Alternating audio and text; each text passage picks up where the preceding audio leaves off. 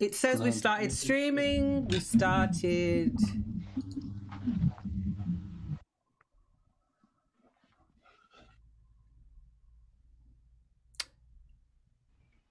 Yes, we are live.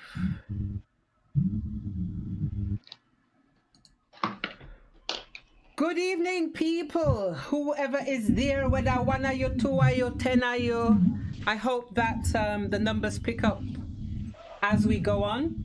I'm going to introduce these beautiful panelists shortly. We have some more coming up.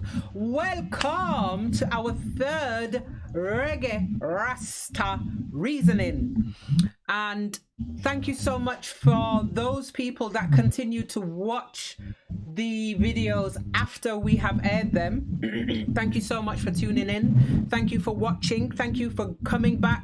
Next time, bring one of your friend them or 10 of your friend them so that they can also watch. My name is Musufing.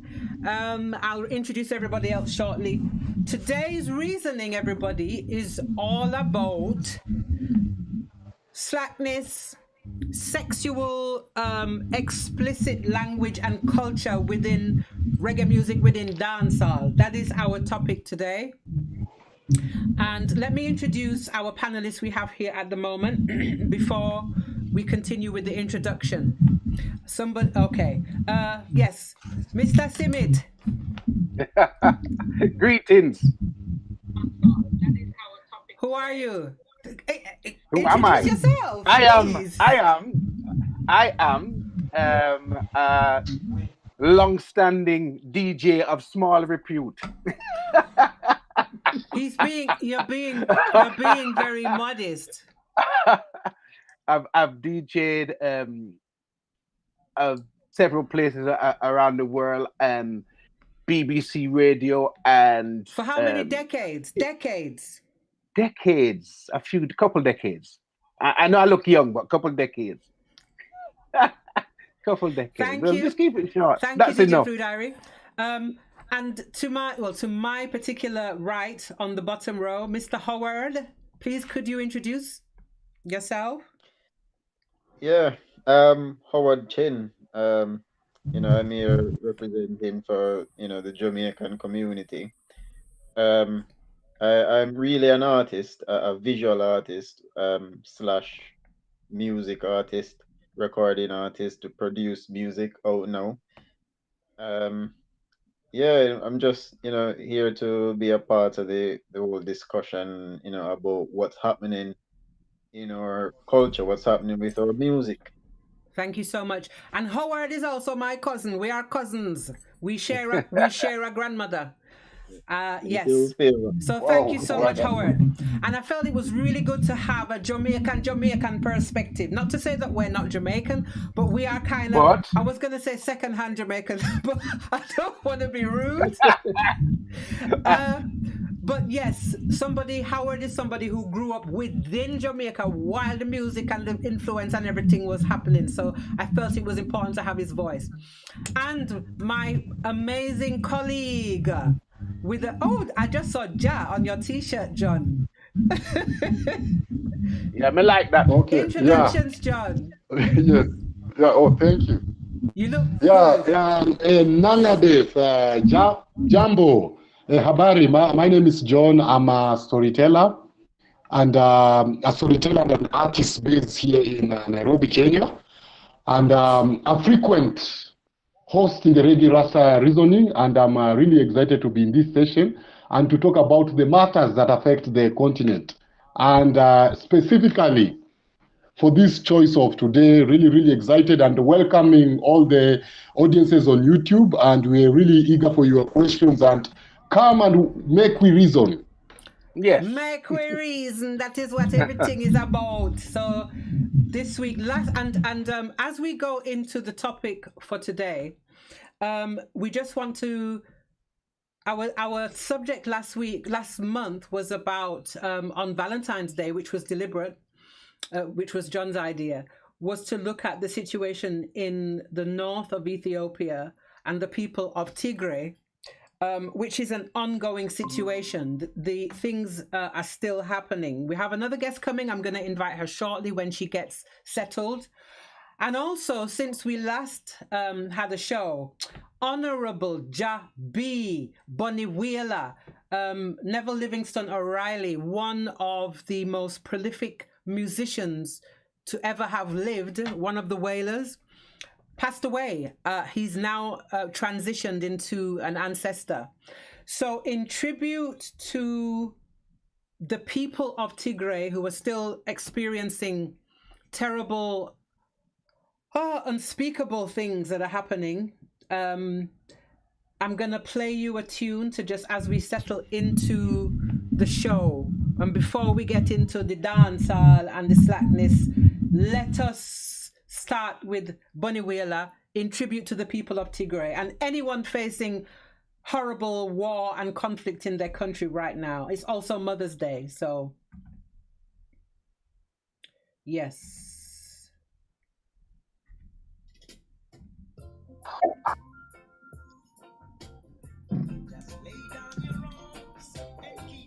Hi, sorry about that.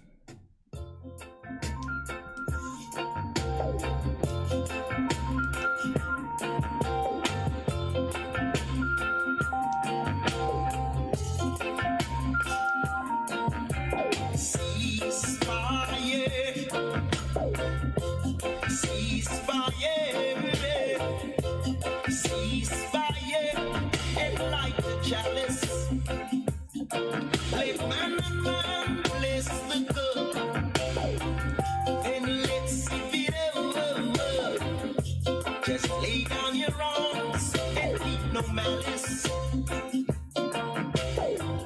Ye princes and princesses, cross over the borders and break down the barriers and embrace one another. But there's a time to war and a time to cease. Just like a raging storm, there got to be a calm. There's a time to mourn and a time to dance. Let time heal the sores of war and throw away your weapons and cease fire. Cease fire. Cease fire and light the chalice. Let man and man bless the cup. Then let's see it over. Just lay down your arms and keep no malice. Just lay down your arms and keep no malice. My dream. Behold how good and how pleasant it is for I and I to dwell together in unity. It is as a precious ointment upon the head that went to the precepts, even Aaron's precepts that went to the skirts of his garments. As the dew of Hermon and as the dew that ascended upon the mountains of Zion. For there the Most High Jah Rastafari commanded his blessing, that I and I should not die but live forever. Ye princes and princesses, cross over the borders and break down the barriers and embrace one another. For there's a time to war and a time to cease. Just like a raging storm, there got to be a calm. There's a time to mourn and a time to dance. Let time heal the sores of war and throw away your weapons and cease fire. Cease fire. Cease fire. Honorable Bunny Wheeler, whose music will never ever end. And for me, yeah, we could talk. We just decided just before the show that we do need to have a Wailers tribute, and that's the Wailers in their entirety as well at some point. So we will have a Reggae Rasta reasoning about the Wailers. But that was our tribute to Bunny Wheeler and because he wrote about what he saw happening in the world, not just in Jamaica. And that song is one of his tributes for those who pick up arms against people, against their own people, to stop it. So a double tribute there. So we in remembrance to what's happening in Tigray as well. We have another beautiful young panelist. Her name is Deborah. Is it Inzai? Deborah, can you please introduce yourself? Oh, you're on mute, Deborah. Deborah, you're on mute. You're still muted.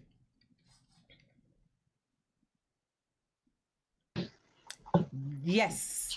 So, our beautiful young panelists, can you please introduce yourself?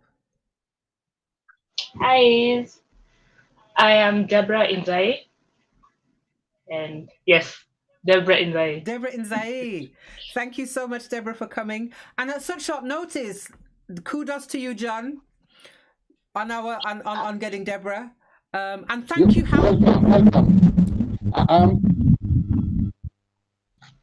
Yes, welcome. I'm rallying the Kenyans to be on board. We have to. This is an international African village sin thing, so we have to do that. Yes.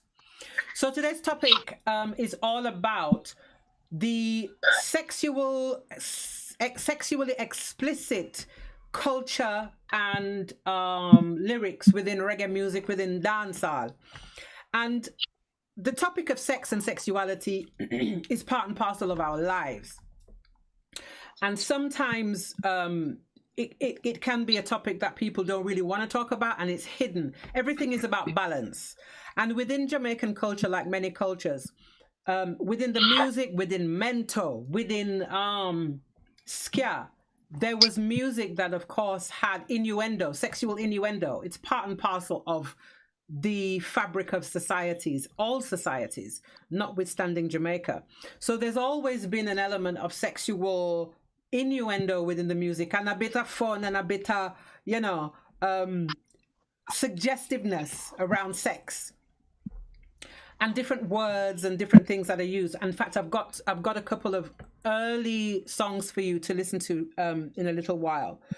And at the same time, so that's always been part of the fabric. So it's not just the emergence of 1980s when the dancehall really started to take off. So that's just to start with. This is not a new phenomenon in Jamaica or in the world either. And even artists like Bob Marley spoke about sex. He spoke about culture when I have a song called Love Light. The first time I heard that song, when the song is keep your love lights burning, he's being very suggestive, but it's much more playful, and it's much more.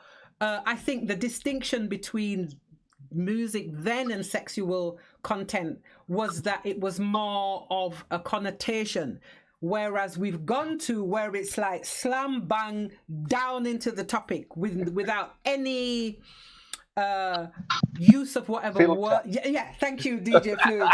No filter, no nothing. And this has also permeated within the Jamaican society, and that Jamaican music and culture, as we know, is a powerful. It's not powerful. It is a powerful force on the planet. And I don't really think we totally know how much Jamaican culture influences the world culture and world popular culture. So the wonderful things have been exported, but the aspects of the more kind of slackness dancehall elements have also traveled as well to other parts of the world. So early 90s, early 80s, I remember I was a teenager. Yellow Man, DJ Fluid, if you would back me up on this. Yep. Yellow Man, General Echo.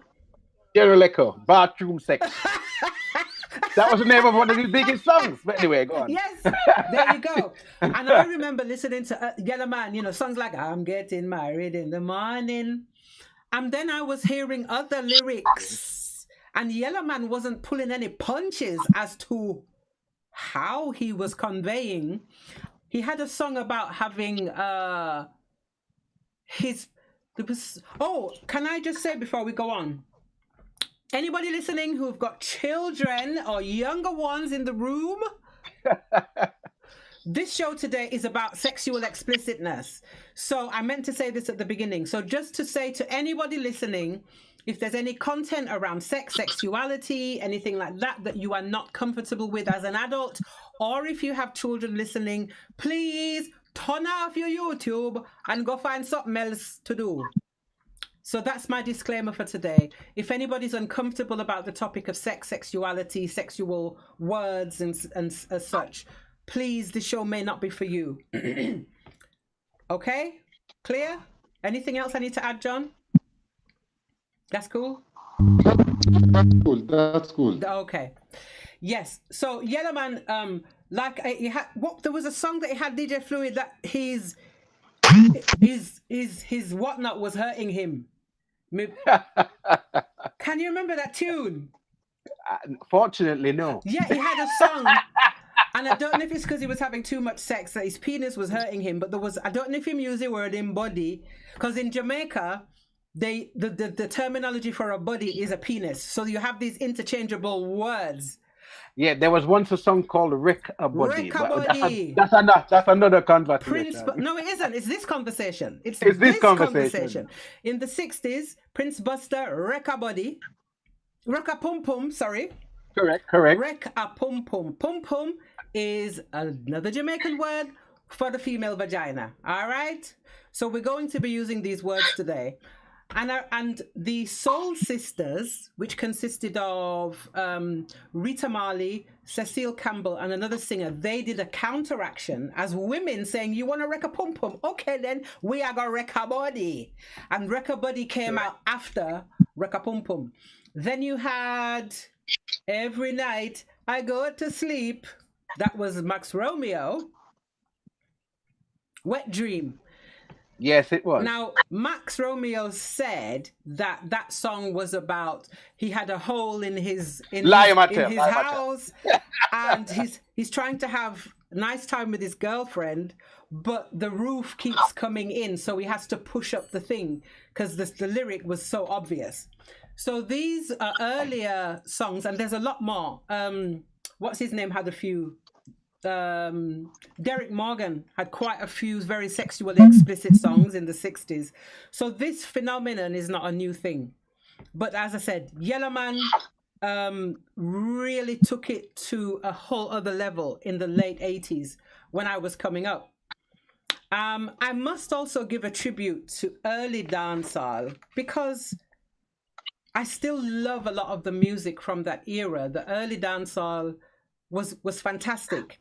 And the different waves, the Super Cat era, the Cutty Ranks, the Ninja Man, the Yellow Man. And then we go into the next era, Bounty Killer, Beanie Man, Spragga Benz.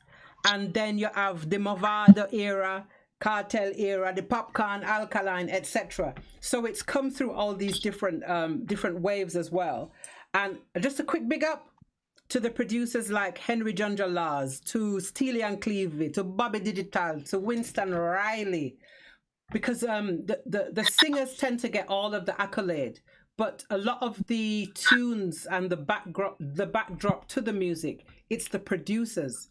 So big up to the producers. And the beauty of dancehall is the music, it's a culture, it's not just the music. The clothing, that's why I'm wearing my little bling today. It's plastic bling, people, but it's this is my little tribute to dancehall today. Because it was about the clothes and the hair and the fashion. It was beautiful. There was so many, it still is, but I remember it's captured in the film Dancehall Queen. Remember the film Dancehall Queen, people? So that's just a little bit of a background. There's been lots of academic writing also on dancehall and the phenomenon of dancehall by so many different people. So I'll put some links to some of those papers and books and articles after we finish doing the transmission so that people can, read a bit more if they want to. DJ Fluid, as a DJ, when it comes to dancehall, how did it because you were a young man when dancehall started to. Was that ever a part of your genre as a DJ? Yes, it had to be because as a DJ, your job is to entertain the public. If the public are moving in a dancehall direction, like for example, Bob Marley was the biggest thing in reggae music. After Bob Marley, it was kind of Yellow Man, but after Yellow Man, it was Shabba Ranks. And Shabba. most of Shabba's early tune was not what can I say? They was not clean, but that was the way it was. Because as an audience, what we tend to do is listen to the beat first. We listen to the beat first. We're grabbed by the beat. We're grabbed by the catchiness of the lyrics. It's only later on, probably, that you penetrate lyrics and say, "Wait, this one I talk about," and then that's how it works. So, as a DJ, when you're playing for a public audience, you play what the public wants. Insofar as you play something that I won't play anything that that insults my own sensibilities. Like if there's a tune that say kill everybody in the room, I won't play that tune. Okay, cool. Thank you for that. We'll come back to you. Mr. Chin, Howard, growing up in Jamaica as a young youth, as a young man. Now, one of the most beautiful things about Jamaica is the music is everywhere. You go to the shop, it's there. You're on the bus, it's there. You go down the road, it's there. The rum bar over the road up here. There's a beauty about the way the music is everywhere, and you can't help. I remember my mother singing Vegas, Brock it down. And I was like, Mother! And that's just an example of how the music just penetrates. So, Howard, as a young man growing up. Well, as a young man, music was our life, and I don't think we realize how influential it is growing up. And remember, like going to school, we'll always try and wait for the taxi with the loudest sound system. Everybody wanted that taxi. We spoke slangs that came out in these songs. It became a thing, a part of our vocabulary, how we speak to people, how we relate to people. It influenced some of the things that we do in our everyday life and we don't know. But music is, I can't describe it any other way than just a way of life for us Jamaicans. I mean, I could talk on and on about what that means, but for the sake of time, it's a way of life for us, and it's immensely influential. For we are dressing, the things that we'll buy. There's like Vibes Cartel put out everybody I wear Clarks, and all of a sudden Clarks are the hottest thing. You know what I mean? So things like that, and sometimes you'll have ideas that's portrayed for like there was this video recently about a police officer engaging in some sexual activity, and he described his experience to eating rum and raisin ice cream, right? And all of a sudden, rum and raisin don't sell anymore in Jamaica. Stop Nobody it. know what rum and raisin. Yes, because the officer was having oral sex with a woman, wasn't he? Yes, I heard about that too. Yes. Yeah, and there was a similar one where this girl was describing oral sex being done to her as describe it as drinking Pepsi. And Pepsi stopped selling. Wow. Yeah, so music it's immensely influential to us Jamaicans. Some of the influence is a bit silly, in my opinion. But it is what it is, Yes. John, did you want to say something? Excuse us. We're having 4 viewers online, and we welcome them. Welcome, viewers. Thank you. Yes. Say again, John. Oh, I'm saying just welcoming them. And we are eager to hear their questions on our topic today. Absolutely. Please feel free to add. Howard, did you finish what you were saying for now? But hold some of what you were saying, because this is the place to talk about it. Yeah. So, Deborah, in terms of, did you grow up in Nairobi? Yes, I did. Influence of dancehall music as a young African woman in Kenya, in Nairobi, growing up? I guess that's a bit hard for me because I can't really say I got the chance to kind of interact with dancehall music, Right. because I feel like I had a chance to choose and I chose something else. Yes. Completely entirely. So I didn't quite interact with dancehall, so I wouldn't have like a lot to say about that for now. Okay. But please tell us more about your choices of music. That's really important what you're saying. That's really valid. So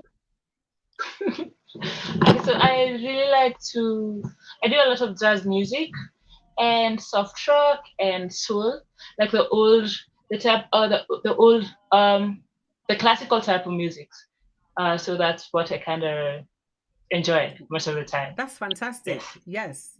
And everything you're saying is valid. This isn't just, oh, if you can't talk on dancehall, then you can't. It's really important what you're saying, and it's absolutely valid. So please feel free to add. But can I ask you, it sounds like you made a conscious decision in terms of that music. Can we hear some of that? Yes. Because at an early age, I kind of realized that I'm more interested in, I'd say, the cool things like poetry. So my choice of music really had to have content. Like I would really want to connect to the type of music. So that's why I ended up listening to music like that. Yes. So because it had content, I felt like it had content. If it didn't have content, I wouldn't even want to find out. Thank you. We're going to come back to influence, because I'm sure you have interacted with people who love that music genre. So we're going to come back to that. I'm going to play another song, which is an early example of, as I said, sexual expression in music, in Jamaican music, is not a new something. So the next song I'm going to play is a ska tune from the 1960s. I think it's 65. It's Bobby Aitken, and it's entitled Rukumbine. And Rukumbine in itself, when you just say the word, it just feels, Jamaicans are so good at finding a word that sound like the something way I talk about. So, hold on. The speaker keeps disconnecting, so I have to turn it back on. I keep forgetting. I can hear my son's voice in my head.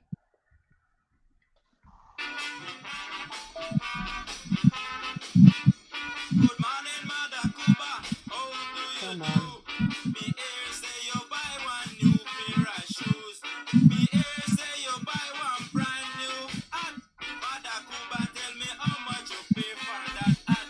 Then I combine in a mess and tampi. I said combine in a mess and tampi. Combine. I said the higher the hill, the greener the grass, the younger the girl is the sweeter she kiss. I said combine in a mess and tampi. Combine. Then I combine in a mess and tampi. Combine.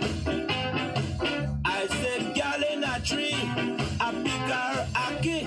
Why underneath a wash him khaki pants. Combine in a mess and tampi. Combine. Then I combine in a mess and tampi. Combine.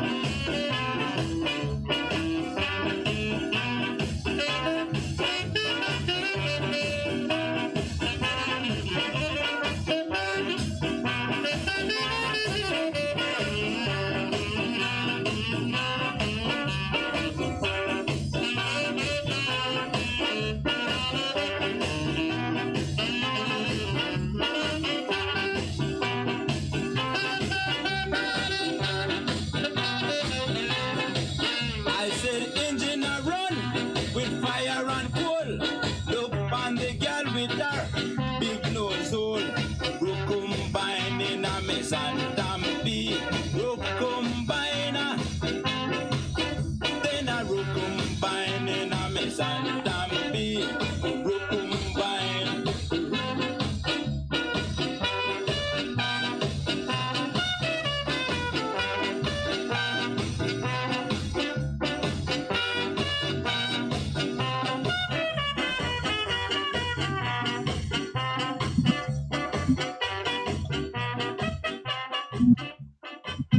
Yes, people, that was Rook Combine by Mr. Bobby Aitken.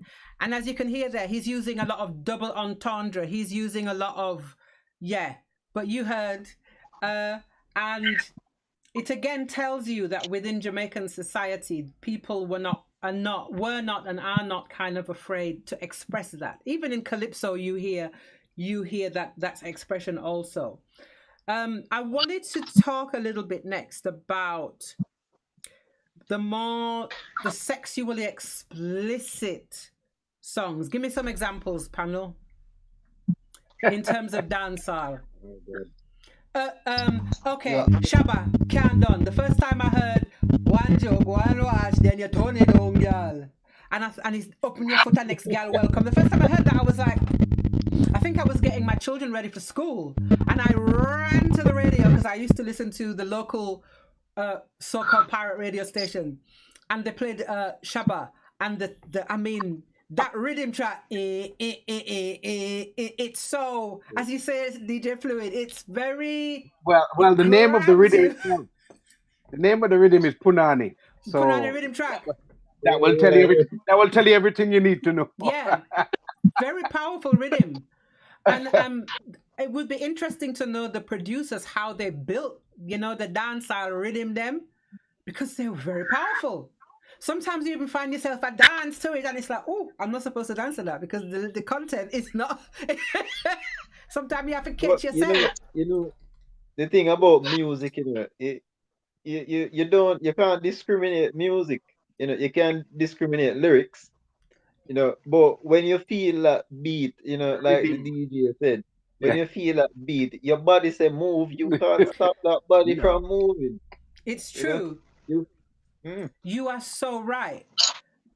So some of the tunes very influential at that era. Come on. Well, we're going to stay on that rhythm. The first track on the rhythm was Punani by Admiral Bailey. Yeah. Give me Punani, me want Punani.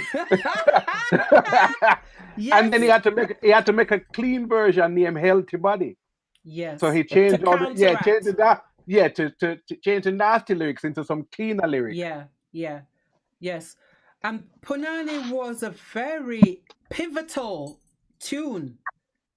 And as again, didn't pull any punches, and maybe that's like the beginnings of. After that, I don't even think. Do you think that we've gone to all the lengths we can go to in terms of hardcore sexual explicit dancehall? No, because every time we think we have, somebody else come up with something worse. we were speaking of a track by Squash earlier, and I'd like Howard, who was listening to you now, to elaborate on the lengths that people are now going to express themselves on wax. Well, I've been listening to it. There was this artist. His name is Gage. Yeah. Right. I'm not. He's not my first choice on my playlist. Let's just put it as that. Because for me, like some of them I don't mind the explicit nature, given that the context is right. Because I can't play these songs while my kids is around. Whether or not I like it or not. For me, because I'm a, it might be a bit controversial. I grew up in the church, but I love dancehall music. While my mother have her gospel on, I love my CD player with dancehall music on. But listening to that kind of music it go against everything I grew up to know, morally, and where it's stand in Jamaica now, there's a change in the acceptance of certain where sexual nature is concerned. Like for instance, the whole everything surrounding oral sex is blurred now. You know, it was frowned upon a few years ago. Now it's almost encouraged, you know, and it's mostly where the woman is concerned, Equal performing rights oral and sex. justice, the girl say. Equal rights, she say. Yes, which is why they don't drink Pepsi no more. You know? We'll get into the Yeah. Pepsi later. Yeah. Keep that thought. Yeah. Deborah, I wanted to ask you. You say that you consciously chose not to go down the dancehall route. Now, your peers, your relatives, your siblings, etc., who love dancehall, is there anything that you notice around the music and the genre in terms of your peers and young people?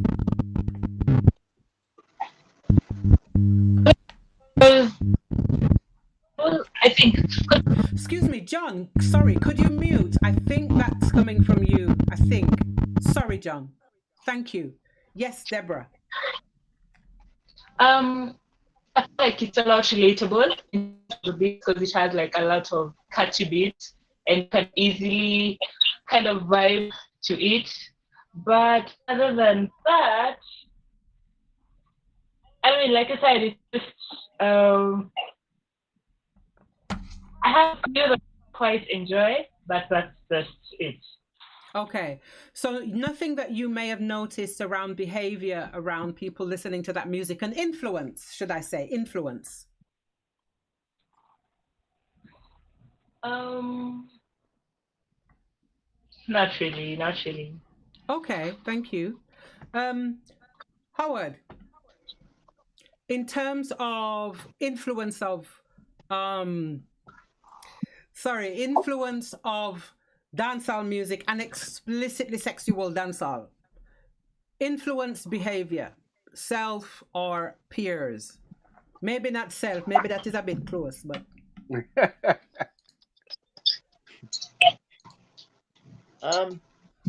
Yeah, it definitely influenced behavior. I remember having a discussion with my brother, you know, where if say for instance we're in a situation where it caused us to be angry, you listen to if we're listening to say a manga on a rebel who say we go bust it make the earth shake, you know, there's nothing encouraging you to calm down. You know? yes. As opposed to maybe if you listen to something that's a bit more peaceful, you know, you almost feel right, you know, causing harm again.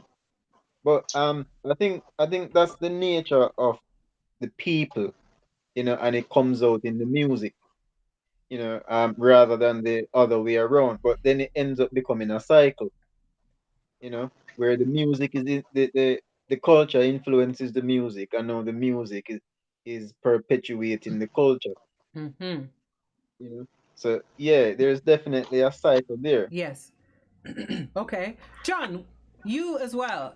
Can you comment on influence of dancehall? I'm not sure what that interference is, John.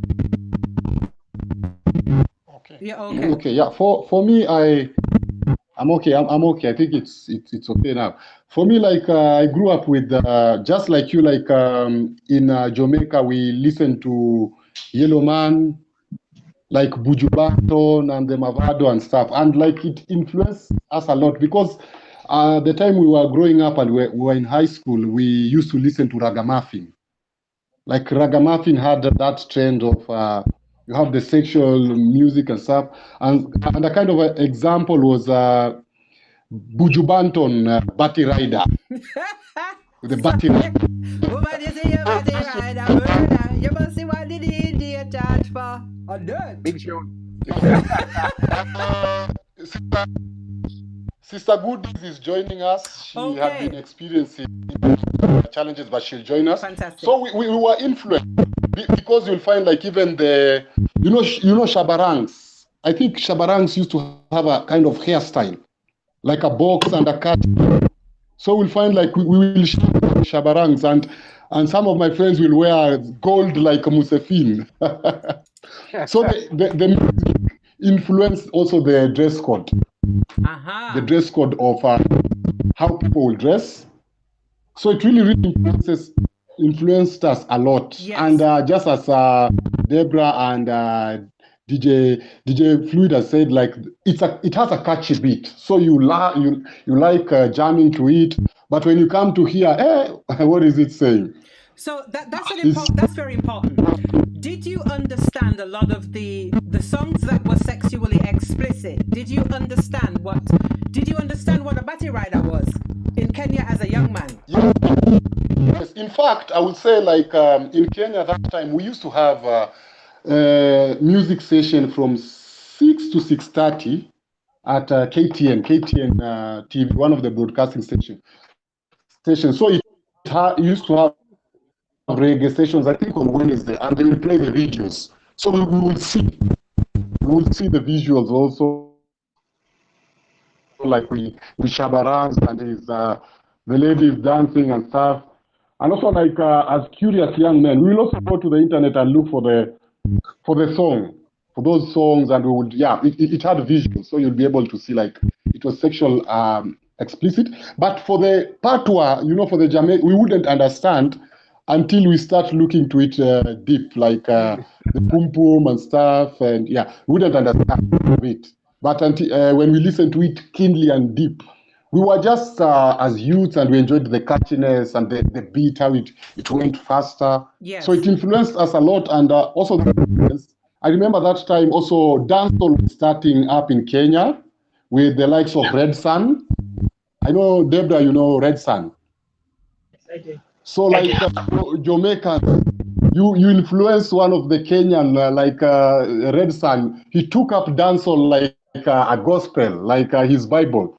So he was the kind of Kenyan artist who will play similar music to Jamaica, will do videos similar to Jamaica. So it has a big influence in dress code, culture, like especially dress code and hairstyle. Okay. Thank you so much, John. It was the in thing. Fun. That's so important to hear. That's very important to hear. DJ Fluid. Hello. Sexually explicit dancehall influence on young people as it was emerging in the 80s, 90s. You could see the changes because at one time, when reggae music played, people used to dance together, cheek to cheek and face to face. Rentatile. Yeah. So when dancehall got into its most explicit phase, sorry. I choose to tell this now, you know. Yeah, the dances change. Most sisters that you see, the man will have her touching her toes, and he will be behind her doing all kinds of different motions, things that if he wants to do that, I'm should do I'm yard. But that's how it changed. And when you go to certain dances, you have certain DJs, and they're on the mic or MCs, whoever, and they're encouraging different types of behavior, not the behavior that I was used to and grew up seeing in the dance, but I will defend dancehall in this way. A lot of the lyrics you hear now, before we know that slack lyrics and those things have been going on for years and years and years and years. But before places like America, because islands, the Caribbean, Africa, many places follow Americans. Before Americans explicitly stated things on records, we did not do that. But when that became popular in America, we did that in our place, but obviously we do it in our way. And obviously, Jamaicans, if you have 11, then me must have 15.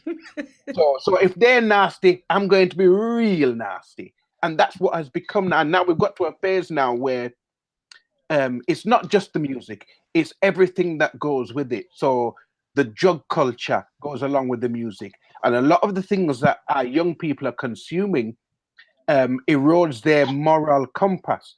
So anything goes. So anything goes in life, therefore anything goes on the tune. So when you hear a man singing "dung in our throat" or "dung in our belly" and "bend our over and do this," or even as Sizzler once said, "pum pum pum pum." But anyway, I when never you heard hear, that. you know, hear "pum pum pum pum," No. that's one of A big, Sizzler a big bop tune, up, man. Where is big that? tune. It sounds Exactly. like plastic So, surgery, but anyway, let's go on. but these are the but those are the kind of songs that would get popular. You know who they're most popular with? Strangely enough, the women. The women. The women. You have an artist like Spice, and 99.9% of Spice's lyrics are nasty, and they're not uplifting, in my opinion. Mm. And she will get people up on the stage to do things that you think, wait, what go on? And the male equivalent way back when, because he's not as popular now, is Elephant Man. Elephant Man would get people up on stage to do this, that, and Tara knows Yes, what. because his shows were very spectacular in terms of theatre.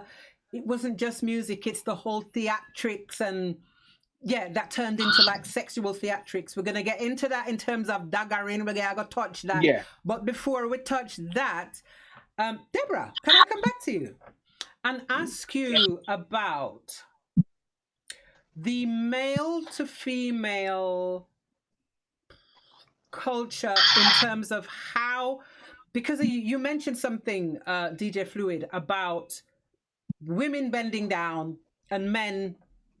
Not bending The down. dance is very much about take the sitting, take it. So it's very much about women being the receiver of whatever it is the man's coming with. Deborah, Coming is not the word you should use, but well, anyway. it came out. Deborah, in terms of that is very powerful. Nobody can tell me that women are not more are the underdog, literally and figuratively, when it comes to sexually explicit dancehall. Do you have anything to say about that?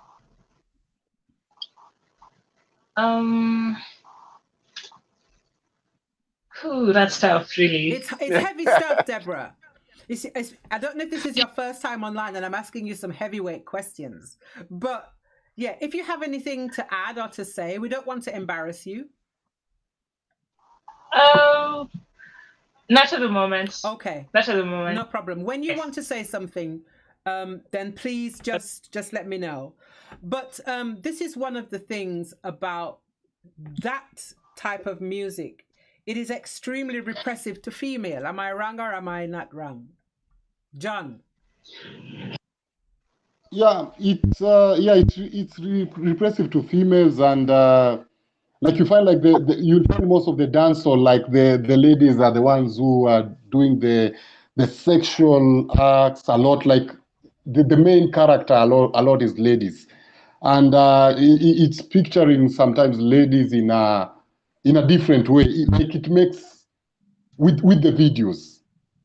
Yes. Yes, because songs like Pum Pum Shots, Batty Rider, it's almost as if the only part of a woman that's significant is the part between her waist and the top of her thighs.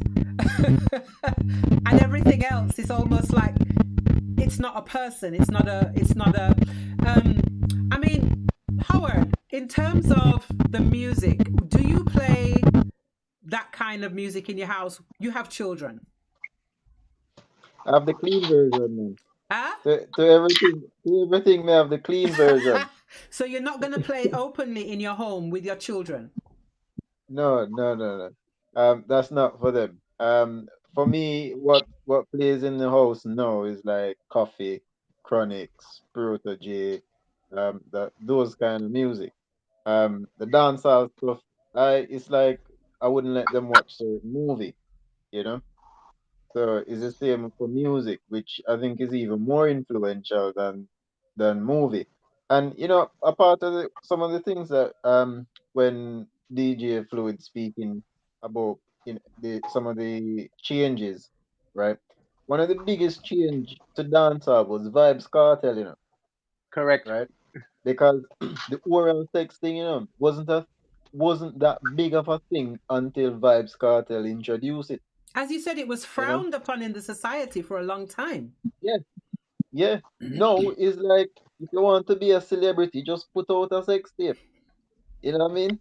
And by tomorrow, people phone to the shows, even when you know nothing about music. And the next big change in the dancehall music is the emergence of the scamming, right? Where the spending power of the scamming community, right? They're almost glorified in that section of the country. For various reasons. Maybe scammers are doing things for their community.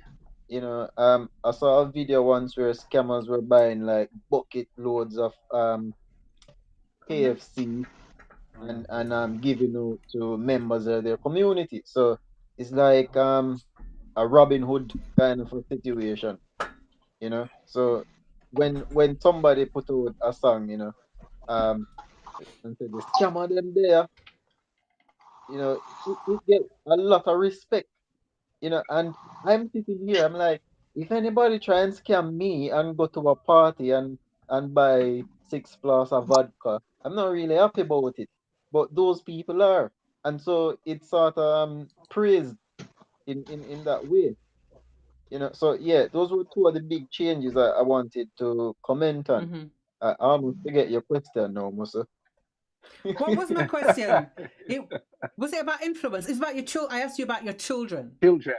I mean, if you heard your children playing, me no know, give me a tune, something. One of the tune you just mentioned. What would your reaction be as a father? You know what? I probably couldn't say anything. Because if I heard them saying it, it's because I was playing it. And I think my next step would be to, maybe to educate them, time and place, and maybe to prevent that situation again, where they are hearing this kind of music. Okay. Yeah. Okay. We're going to play some more music, and it's actually a General Echo, who was one of the earlier the words, I can't say the words, but he was a very huge artist in terms of slackness, lyrics. One of the earliest purveyors of slack music. Yes. Yeah, we'll do that. Yes, purveyors. Yeah. So this is early, and this is Sex Education. Now, when I first heard this tune, I thought, oh, it's about teaching. It's about teaching sex education. Isn't that wonderful? So I'm going to play it for you now as a part, because I guess it's one of the things on the timeline of Sexual Explicit. And just to say again, today is all about, this is, I was going to say Roseberry Reasoning. This isn't. This is Reggae Rasta Reasoning. And today it's all about sexually explicit lyrics in dancehall. We are not here to bring down dancehall, because dancehall as a movement and a culture has done some wonderful things. But we're talking about the sexually explicit side of it. So we're going to go into Mr. General Echo and Sex Education. At last, Eve comes to this kind of sex educational class. And the arse is arse and the class is class. And I'm the boss, Say so. I the teacher for the class. I the teacher for the class. Which class? Sex educational class. Sex educational class. Say Papa Echo and the teacher for the class. Say Papa Echo and the teacher for the class. First thing you do when you come in at the class, report to the boss. I make me tell you which subject you pass. Come make my teacher make your eye get gas. Come make my teacher make your eyeglass lost. Come make my teacher make you can't wear shorts. Come make my teacher make you smelling sauce. Sex educational class. Say this a sex educational class. Ring ding ding, you hear the school bell ring.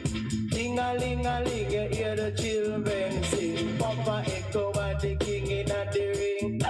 Say Papa echo come to teach you everything. So bend your back, touch your toe. Come make we play little tea-ta-toe. Bend your back, touch your knee. After the class, we are go boil coffee tea. We did it in the kitchen, we did it in the hall. We got some on my finger and I wipe it on the wall. Sex educational class. Sex educational class. We say we teach it in Jamaica. We teach it in America. We teach it in Canada. And then we teach it in England. It's a very important plan. It's a very important plan for the young generation. Got it! Sex educational class. First thing you do when you come in at the class, report to the boss. Don't make me teach you, make your eye get. All right, General Echo and Sex Education 1979. Just have to say that Howard has to disappear in about 15 minutes.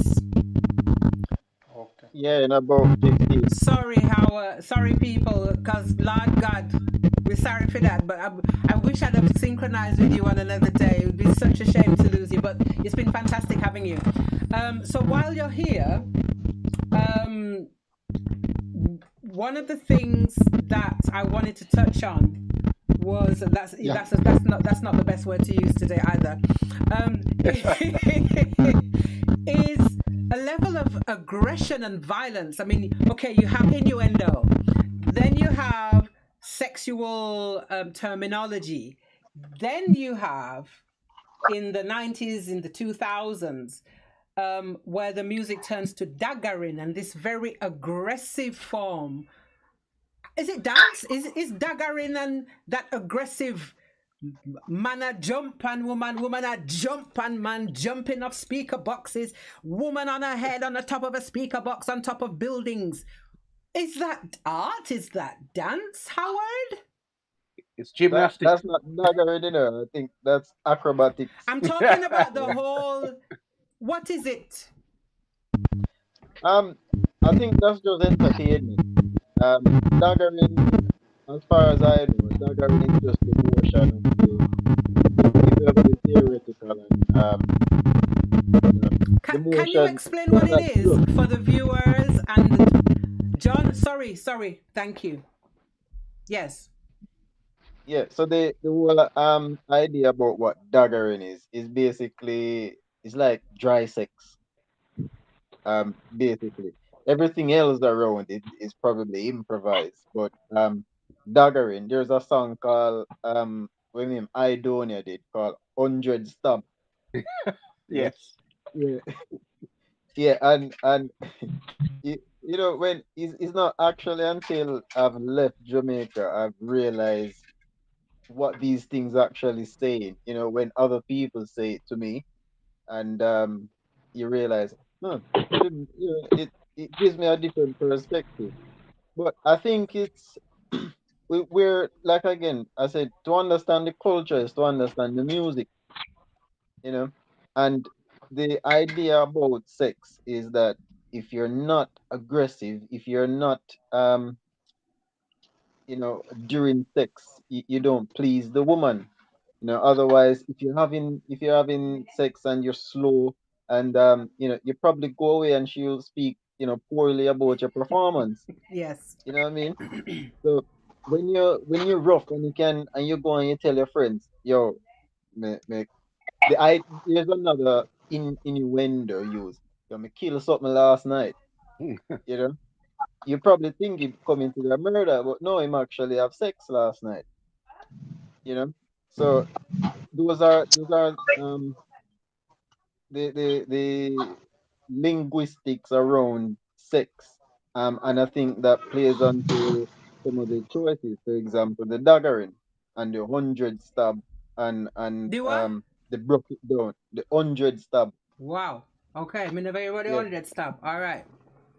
Yeah, and I don't wanna say I know 5, 10, 15, 20, 25, 30, 100 stab, 100 1,000. Now, it's this terminology is stab. A dagger is a knife that you use to kill somebody with. The Why do you vagina. think that has been taken up? It's a violent weapon.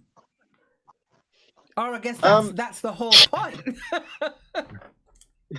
Weapon of Well, destruction. if you think about it, it's sort of a knife, you know, the tool, Yeah. The Yes. brief knife. yeah, Yeah. Yeah. yeah. So you're actually making a puncture, Wow. so to speak. Wow. So and the culture of a Jamaican person is never serious. It's never really serious. And I said it very ironically because we are serious people, but we just don't take most things seriously, you know. And so when it comes to the sexual language, it's aggressive because we are aggressive people, by nature. And I remember well, slightly off topic. I remember sat in a bus once and I saw two guys greet each other, and it was like I thought they were about to fight. I don't want to repeat what they said. It was very aggressive. I thought they were about to fight, and then they bump fists and they're like, "Yo, Wagwan, you good?" I was like, "Whoa," yeah. And I've lived there and seen that was amazing to me. So it comes across in the sexual language as well. Where you're aggressive. That's even if you've been poorly or a performance for the woman, if you're aggressive, I think it spares your pride a little bit. So the more aggressive you are, the more rated or confident you feel. Yes. Yes. John, do we have any questions? Do we have any comments from the viewers? Yes, we have one comment, one reaction from Yas. If I can read his reaction. Interesting show. I personally listen to dancehall music in a limited way, as the explicit content and submissive nature towards women becomes too much for me. Can't deny the beats are bad though. With a fire. Wow, thank you. Fantastic comment. Yes. Deborah, as a Just woman, sorry, go on. Go on, John. When Howard and you said about the knife. The dancehall music has influenced here in Kenya. We have our kind of as we have our own kind of dancehall with the genge. So like it's called genge tone. Genge is like gang. Yeah. Actually, when we talked about reggae rasta reasoning on this topic on sexual explicit music, I had to go to my cousins and they had to translate to me those the words. They've changed. Like knife is nyoi. So when you said about knife, I have a glossary of the words. So like the knife is nyoi and the violence, like you'll find in the music the knife is used a lot. So we totally relate to it also in Kenya with the violence. There you go. It's regurgitating itself in some ways. The lyrical content, whichever context you put it in. I bet the Americans will have something similar, but said differently. Yes. Deborah, as a young woman, and even as myself as a woman, and to men who don't support that, how does that? I mean, dagger, a man's penis being used as a dagger. If you're a young woman who's never had sex, flipping heck. Anything to say on that, Deborah? Like honestly, I'm shocked. Like I'm learning a lot because I can tell you chop it all together.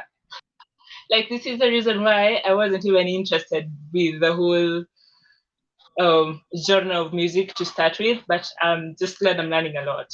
And yes. Yes, thank you, because it's not encouraging. And I mean, when you look at some of the, I don't watch a lot of the videos. I just find them too. But when in the course of doing this show, I sat down and I watched a few videos, and I was watching the people going up on top of the buildings, the woman's bending down, the guy's doing what he's doing, and I'm hearing about deaths. People have died in the course of. Before I go into the next, let me just say there is a total beauty in dancehall dance as itself. What Mr. Waki did, Bogle, Mr. Waki, the beautiful dances that came out of dancehall. That people like Elephant Man. So one of the things I'm not trying to do is say dancehall bam. No, there's a beauty. Give me some of the dances, Howard. I can't remember some of them. Yeah, man. Loads. And Too many. Just Elephant Man, the energy throw down some of the the dance them. In my time, there was crazy the eye, water Malinga. pumping. But give me some of the dances. Yeah, Pon the River, Pon the Bank, the Lagan, the Crazy Hype. Now we have the thing with them shoulder fling, Shoulder off a the fling. flary. Yes, man. Yeah. Come on, Deborah, Yeah, fling your shoulder. no, I mean, like a person like Deborah now, that she hasn't experienced dancehall on that level. Believe me, if you're in a dancehall, well, it is a dance hall. So if you're in a dancehall environment and you experience the true love of it, take the It will pull you in. content. It's beautiful. Yeah. There's Yeah, a beautiful element and elegance. yeah, Some of those dances are so elegant. The shoulder move and the little subtleties of the body and the foot and it's yeah. lovely. And funny, me and my wife was speaking about it earlier today, where there is that feeling you get just being there with your friends and we all synchronize and funny, everybody seems to know the dance. And you Everybody. can you can choreograph it almost on the spot with someone. Yes. It is amazing in itself, but Yes. then you have some acrobatics that always try to outdo what is being done, Yes. and that's when it starts to get silly. Yeah. Exactly. Yeah, but I was telling you about when we kept this party, and but I told you, but I'm gonna say it for the panel. um, we had a party and we made a perimeter around the football field, so we can keep people out, well, not keep them out, but allow them to pay and come in. And while the party was going on, one of the guys took the girl like one a battering ram and used her head and and, and plowed out the plyboard, and she loved it. That was even the most amazing thing about it. She loved it. And the party stopped because we were in amazement what we were seeing. You know, Wow. Wow. so yeah, I'm gonna leave that with you today. I'm enjoying this so You much, got to guys. go. Okay, Howard. As you go, Yeah. any last comments, Howard? Yeah. Thank you for having me. First of all, it's been a pleasure, guys. I wish I could stay longer because it's a topic I have so much to offer on. I've been contributing to the genre itself, and being and living in it, and now I'm outside of that atmosphere, and I can look at it from a different perspective. There's lots of things I've come to realize about the culture and the genre itself. I would encourage you, even Deborah, to listen to maybe a cleaner version, right? Maybe like a Chronics, Protege, the Coffee is a new one where her message is fun and uplifting. So take that aside. If not, you have an artist for everyone in dancehall. But again, thank you, Musu, for Cousin, inviting me, love you. Thank you. and thank you for having me, guys. Yes, I'm cousin. gonna play your tune even if you can't hear it. But this one was Howard's choice. Yeah, this one have some intrinsic value. It was a anthem for my friends and I, and yeah, that's why I love this one so much. All right. Give thanks, Howard. Talk to you All right, soon. thank you. Thanks, Howard. All right, bye.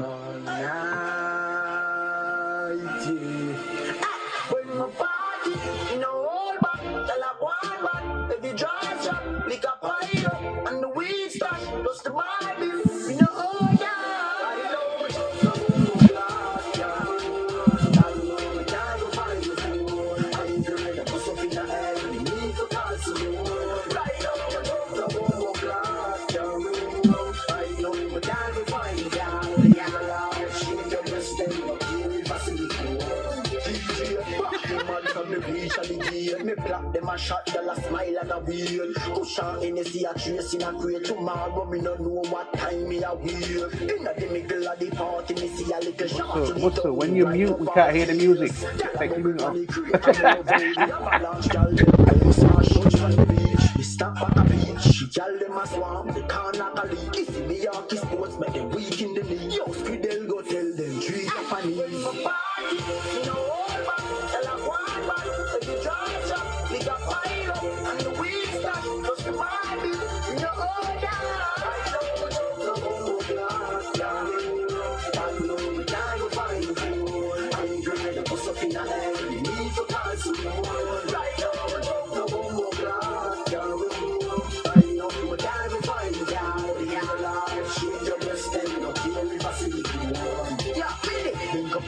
Them to my blood. Me Gucci a talk, so me don't say a word. Every real browning and every girl where you run. Let me know say a sponge and the party them love. Plus them say me teeth them white like a dog. Apple vodka for days and feed by the bar. Every girl so mean when we reach at the club and a BB this to them cause. Party, all back, tell a one back, take the drive shot, nigga fire up and the weed stash, just the Bible, all that. I know what you're talking about.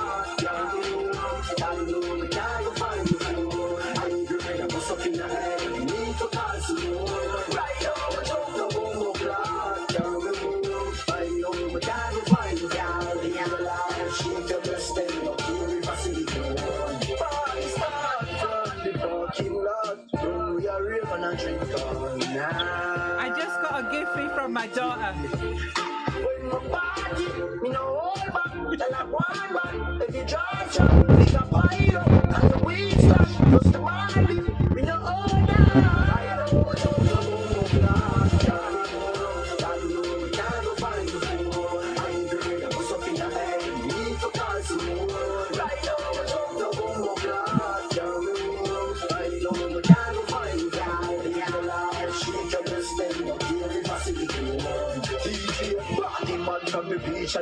Me black them a shot, girl a smile and a wheel. Cushion in the sea a trace in a crate. Tomorrow me no know what time me a wheel. Inna the middle of the party, me see a little shot in the tongue right up our face. Girl a bubble pan the crate and me love how the avalanche girl them come fast. Touch on the beach, me stop back a beach. Girl them a swarm, they can't knock a leak. If me Yorkie sports make them weak in the knee. Yo, Squidel go tell them treat up a knee.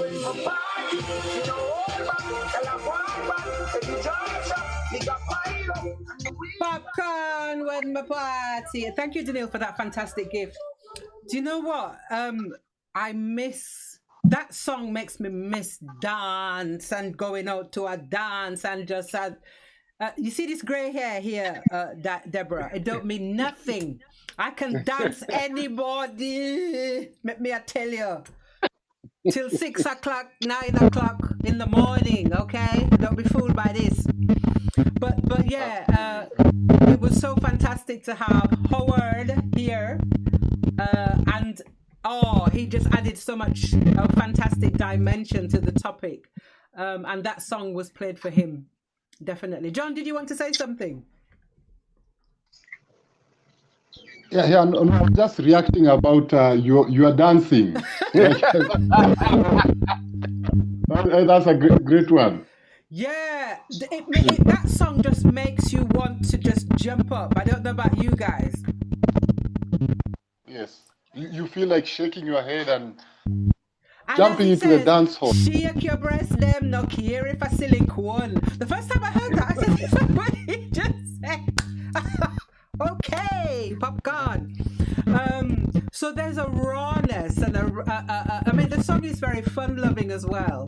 And just before Howard left, we were talking about the beauty of the dancehall and dances, but then there's an aggression side that, as I said, people have died in some of these dances.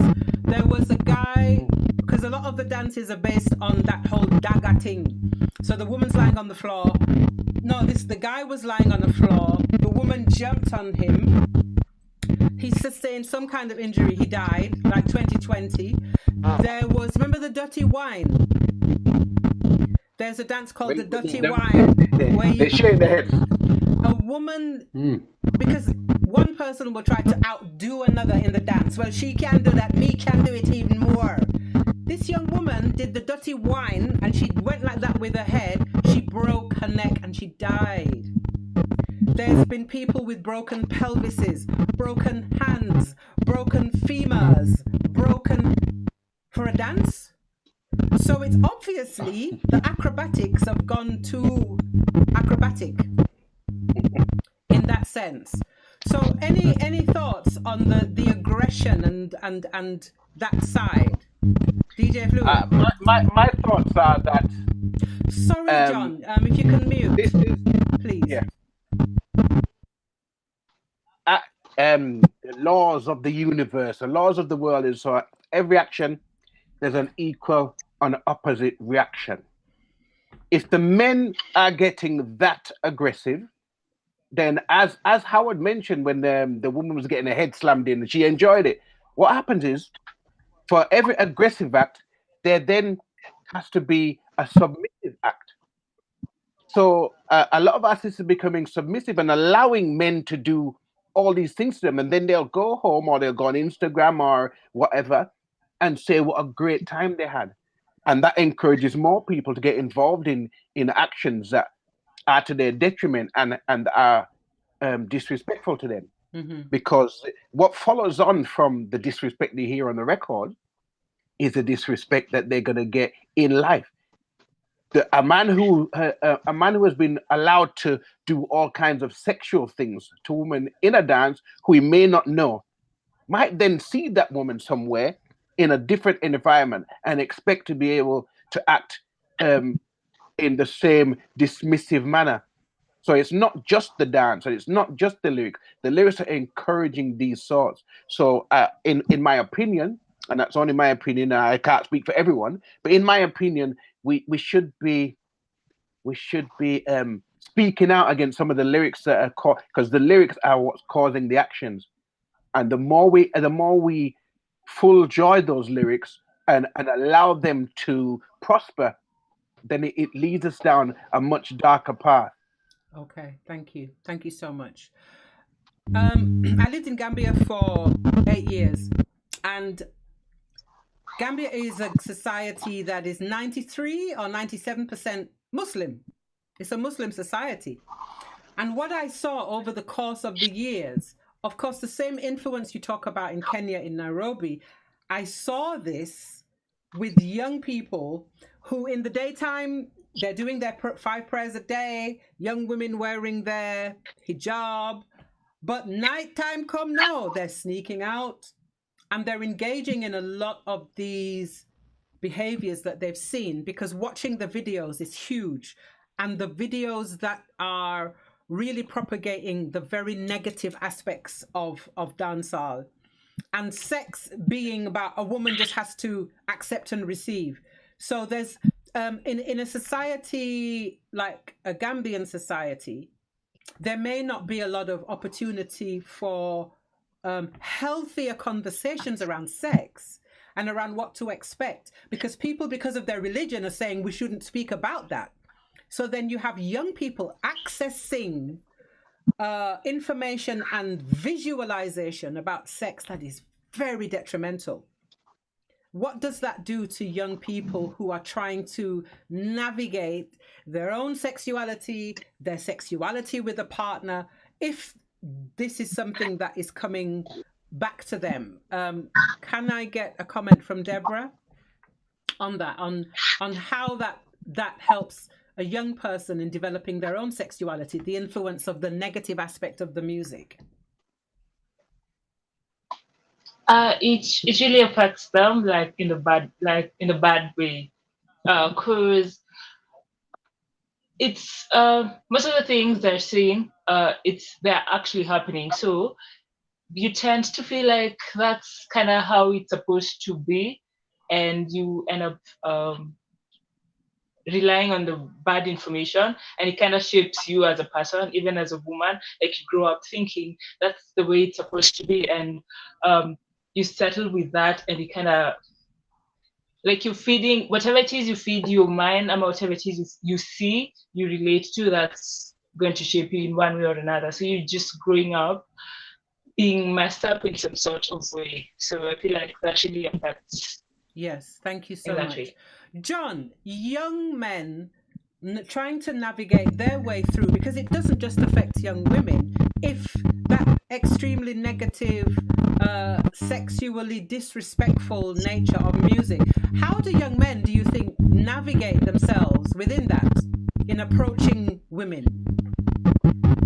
So I think what they see, like they emulate, like they emulate through the video and the stuff. Like they think that this is the way to approach women, and also while doing the act, they are aggressive and stuff. So it totally confuses the young people in terms of finding themselves, and also like interacting with relationships. Because like I could relate to you also with the Gambia. Here, while we grew up in high school, sex education was a kind of a hidden thing. Like I remember the first time we were shown a video of like the sex and stuff, like it was in a biology class, and they will show you the diseases, like when people engage in sex, they get these gonorrhea, diseases and syphilis, etc. stuff. But it was and it's now confusing us even more.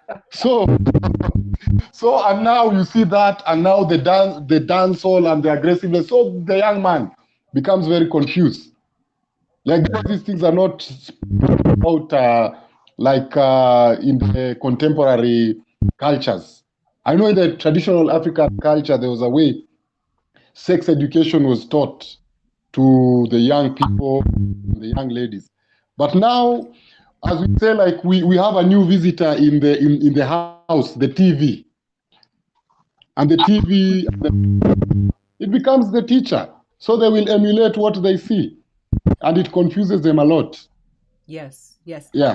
And this thing. Yes. Mr. Mobile. Yeah. Because I find like one thing that is very funny also, I would say like with this kind of music, like it has been normalized. Even like I would say like in the Kenyan contemporary society, is what I've observed. We have young parents, they're quite busy. They don't look at what maybe the young men in high school, what do they watch? What do they post on their WhatsApp status? Because now it goes to the status. If you look at the status, the crazy dancing of jumping into roofs, yeah, and the and the stuff. It has brought an issue, and even in the time of Corona, it has become a very big another layer. Oh Lord. Another layer. So you'll find like, but also I would say, I enjoy the music, the beats, but the creativity is also good.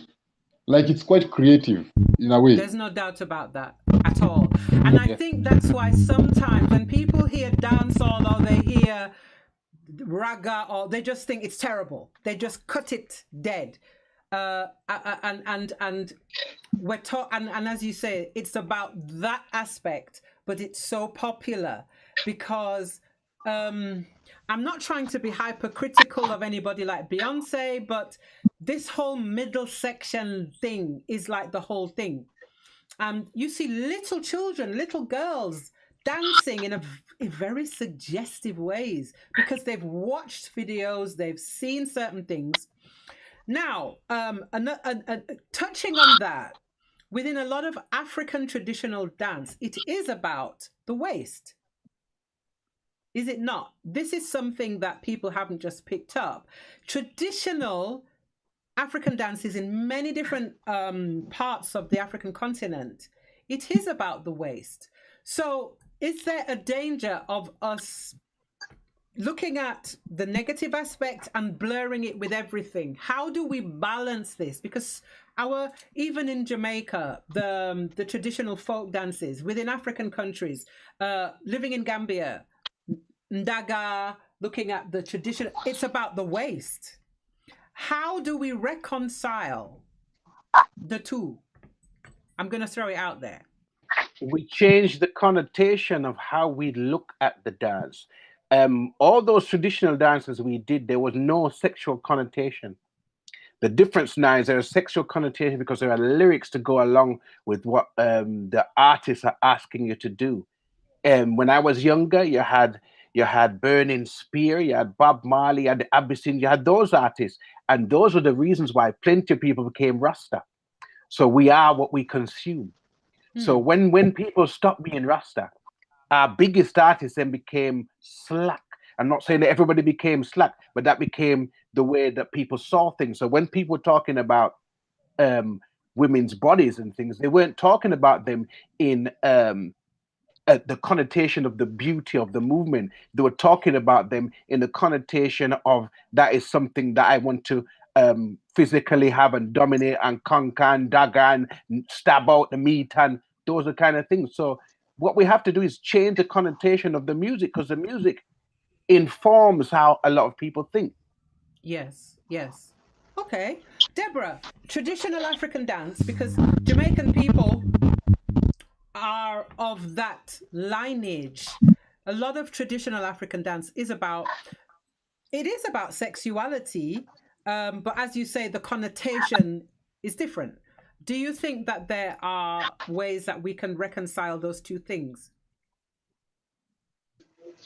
Yes, I feel like as you understand your roots, so by the time you're actually interacting with this type of music, you have your background, so you simply kind of just enjoying the music, but it's not really affecting your values as a person, because you're kind of rooted to where you come from and you understand what is bad and what is good, and you can pretty much make a conscious decision just to enjoy the music and let it not really affect your way of life. Yes. Like that. Yes. Thank you so much. Yes, because that is really, and I mean, you mentioned the song there, which was a terminology, and stab out the meat, and that was a woman that did that song. That was Lady Saw, wasn't it? Yes. But give us an update on Lady Saw, DJ Fluid. Oh, the Reverend of her past and her present, the Reverend. She used to be one of the nastiest mouths out there, and I don't know what it was that happened. Her like her brother Papa San, she then joined the church even, but interestingly enough, she had some kind of argument with Spice, who's one of the current queens of dancehall, and it forced her to come out and chat. But she spoke some lyrics, but they weren't really nasty, but they were not church-like. In her anger.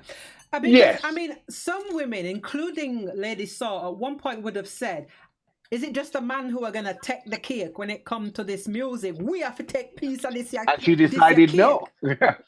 And some women would argue that why shouldn't the women then own their body and then be the ones to be saying, actually, this is what I want to do. Like in when what's his name? Prince Buster did Rekka Pum Pum, and then the Soul Sisters did Rekka Body.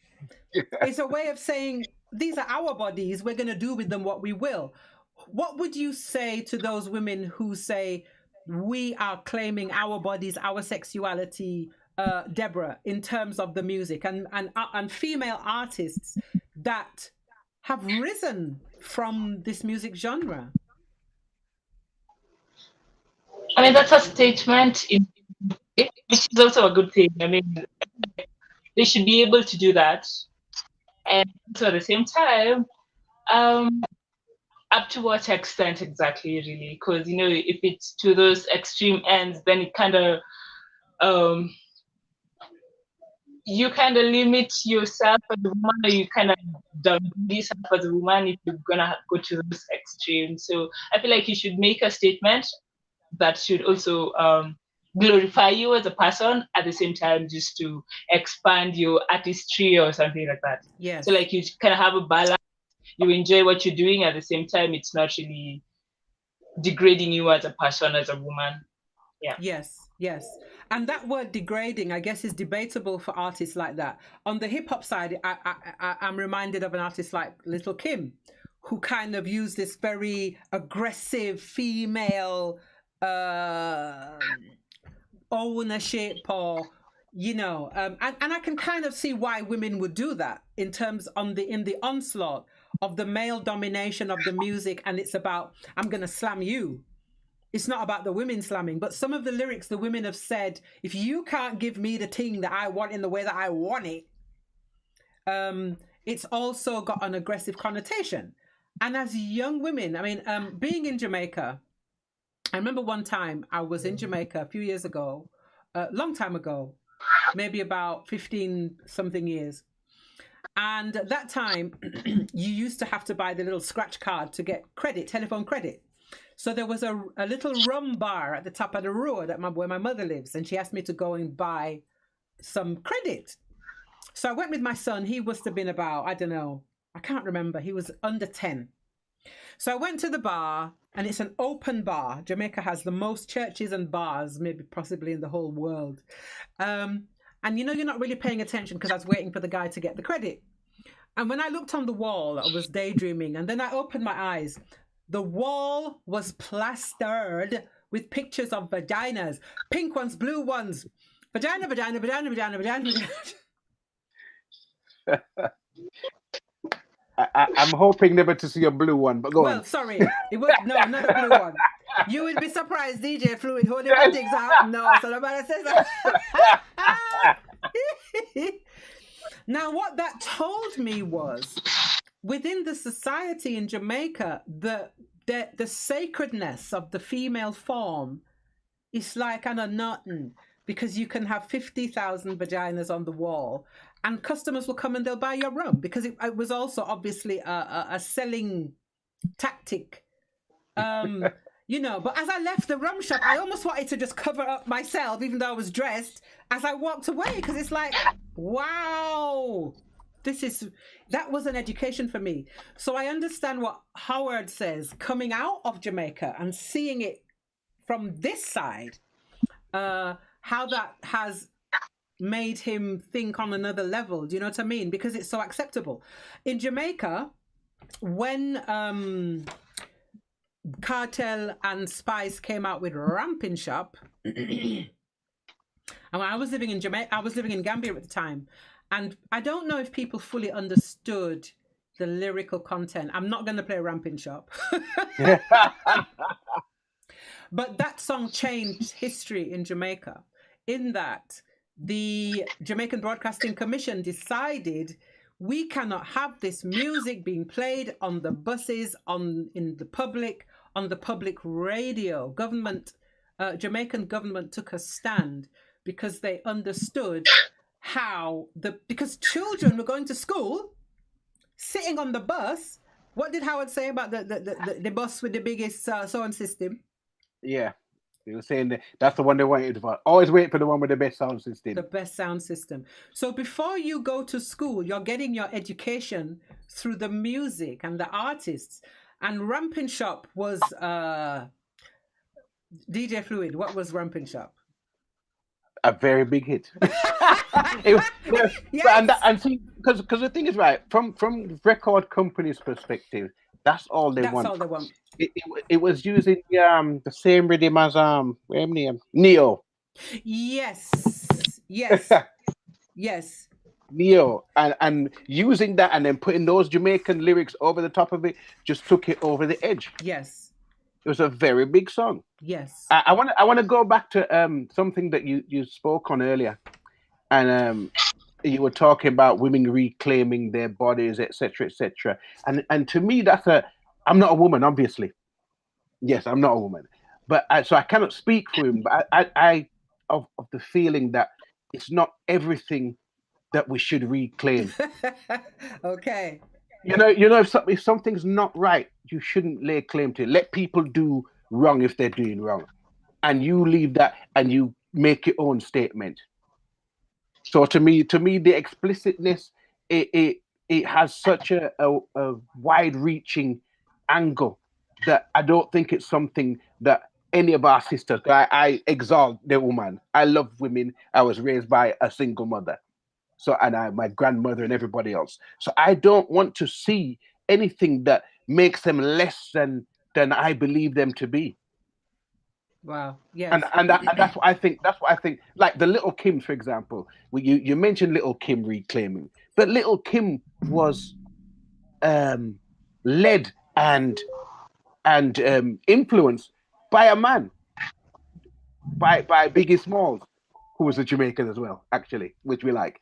But so a lot of her reclaiming was not really reclaiming. She was doing something that he told her would be popular. He says because at the time he said there was no really explicit female MCs at the time. Said if you go this angle, then this is where you'll get your hits. Yes. So it's not necessarily her reclaiming. It's more her going a direction that would make her bigger, because you have the other female MCs like MC Light and even Queen Latifah, who didn't need to do that and yet had their feminine energy and power.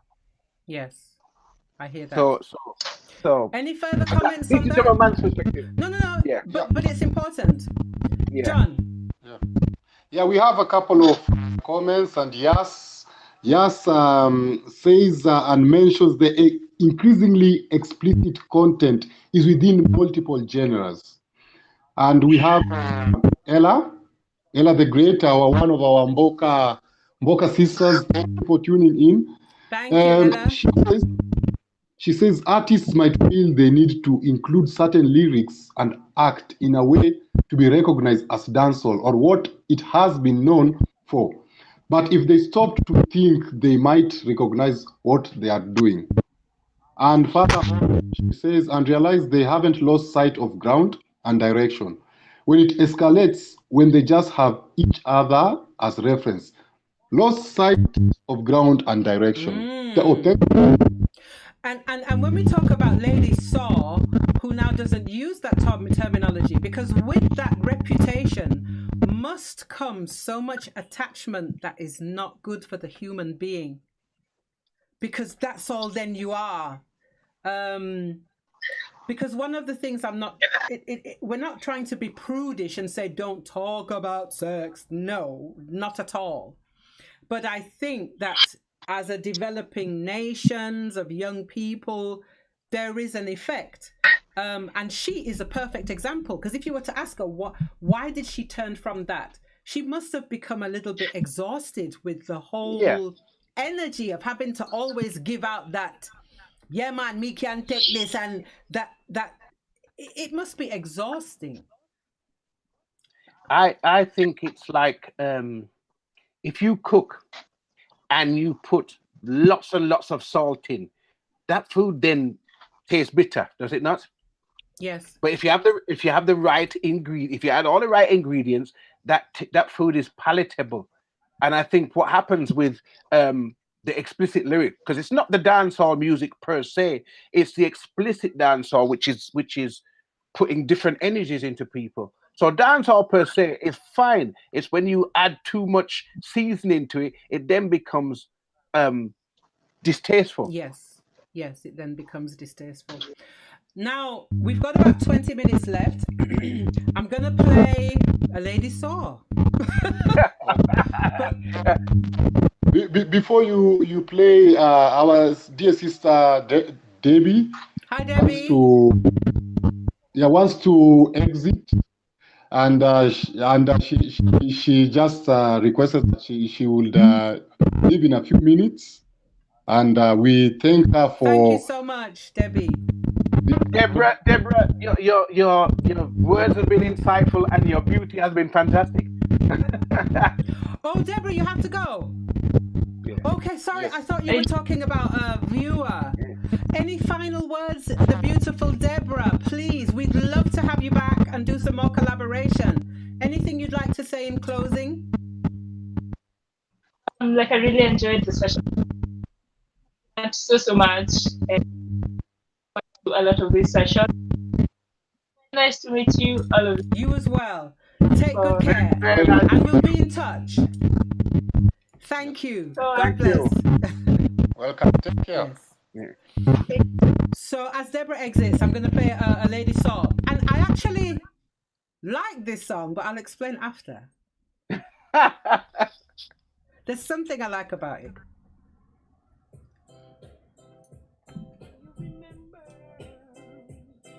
Remember, it was under the sycamore tree. A boy want me bow, want me tell him to flee. I tell you it was under the sycamore tree. The sun stopped shining for them. Tell you it was under the sycamore tree. A boy want me bow, want me tell him to flee. I tell you it was under the sycamore tree. The sun stopped shining for me. Well, remember when we used to grow? You used to rock your ring and me think you did a yo. But me a goody and me never know how. Furthermore, me never decide to go. Well, a long time your friend them did a leak, but you me keep back cause me never want speak. And me a girl we go on me church every week. So me nah make no boy turn me in a freak. So me say under the sycamore tree. A boy want me bow and me tell him to flee. I tell you it was under the sycamore tree. The sun stopped shining for me. I tell you it was under the sycamore tree. A boy want me bow, want me tell him to flee. I tell you it was under the sycamore tree. The sun stopped shining for me. Me love you but me still have me pride. Me a girl will give you all the wickedest ride. But me have to stay upon the righteous side. Me nah make no boy make me walk and hide. Call me old fashion, I know everything me like. Me a girl will ride on your big ninja bike. Run any marathon in on me spike. I want my me chat pan and me stew the mic. Well, it was under the sycamore tree. A boy want me bow, want me tell him to flee. I tell you it was under the sycamore tree. The sun stopped shining for me. I tell you it was under the sycamore tree. A boy want me bow, want me tell him to flee. I tell you it was under the sycamore tree. The sun stopped shining for me. I couldn't unwind our mouth. Big up the girl them from Dunkirk and South. All girl the bow, all of them a chat about. All goody girl from Rockford. Jungle and Rima girl of them round the road. See if you want Kingston 13 a shout. Around a 3 mile roundabout. Make me see the hand them without a doubt. Me say it was under the sycamore tree. A boy want me bow and me tell him to flee. I tell you it was under the sycamore tree. The sun stopped shining for me. I tell you it was under the sycamore tree. A boy want me bow and me tell him to flee. I tell you it was under the sycamore tree. The sun stopped shining for me. Remember when we used to roar? You used to drop your hint and me think you did a girl. But me a goody and me never know how. Lady saw under the sycamore tree. John, anything to add there? Yeah, I'll just Lornette Muteto. Oh, Lornette, yes. Yeah, she says that the lyric content is often influential. the lyric content is often influential, and you could see with the under the sycamore tree. It's so pretty, isn't it? Yeah, Thank you, and also Lodet. like Yas says, great panel and interesting show. And we have a young youth called Judea. He says that he loves the show, and he will tune in more Thank regular. you. Thank you, everybody who's taken the time to listen. Oh, that's so fantastic. And we will keep it up. Under the Sycamore Tree, 1997 Lady Song. Now, why do I like that song? Richard Smith. Because you want to juke off a Jacqueline, but me have to jump from a rubber. Oh, sorry, that's a different rhythm. On the same rhythm. Oh, DJ Fluid. You know why? Because she wasn't that explicit, but she was saying lots of things without being extremely explicit. Yes. She says she only chat on one mic. I know what that means. Okay then. and you know what she's also saying? She's saying to the man, Mina Bo, you want me to do certain things that are beyond what I can do as a woman sexually. And she said she's not doing it. So when she's saying a guy tell her to bow and she tell him to flee, I tell you it was under the sycamore tree. And she's basically saying, yeah, you may think that you can bend me this way, that way, because you hear these songs, the back, the front, deso, yaso. She's saying no. No. And one of the things she says in the song is, she said, me's a girl who go to my church every week. So even when she was a reigning dancehall sensation, her faith and her, you know, is also very much part and parcel of her identity. Yeah, it still informed her decision making. Yeah. That was good. Yeah, and she never bow. She never want bow. We now bow. So we've got a few more minutes left. So I would like because we touch on also the influence, just a bit about the influence. People like the dancehall has come and influenced also in the continent with the genres.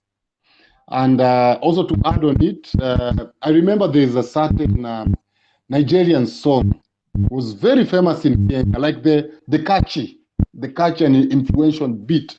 People loved it. They were dancing to it, even politicians. But when they came to realize what the meaning was, it was just like pom-pom. Yeah. Yeah. It was banned. You see? The same thing happened when I was living in Gambia. Who had the song Taita Taita Vagina? It wasn't Mavado. I can't remember. But I was going somewhere and there was a garage pumping out this tune and I was like, oh, where they out? And I said to somebody, if these songs were translated into Wolof, into Fula, into Mandinka, the president would come down and ban them if they were translated into the local languages because people would not be tolerated. And it was almost like, but it wasn't almost, I would hear these songs louder than anybody else because people couldn't really understand so you make a very important point there, that people don't know what they're listening to necessarily.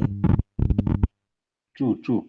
And even sometimes it's worse with, I would say, with the influence in Kenya and with I would say the genge. The genge tone is quite, even me, I like to hear the beats and stuff.